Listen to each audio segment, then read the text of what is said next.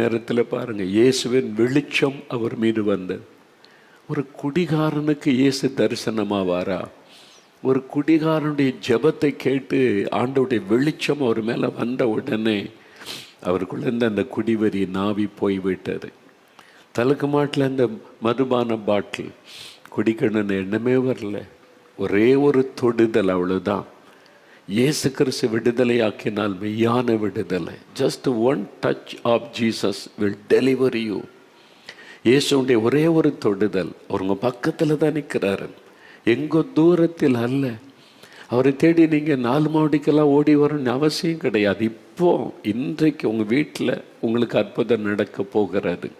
இயேசுவே என்னையும் தொடுங்க, எனக்கு இந்த குடி பழக்கத்திலிருந்து விடுதலை கொடுங்க. நீங்கள் ஜெபம் பண்ணி பாருங்கள், உடனே ஒரு அற்புதம். என்னால் இந்த பாவத்தை விட முடியல, விடுதலை கொடுங்கன்னு கேளுங்க. இயேசு அற்புதம்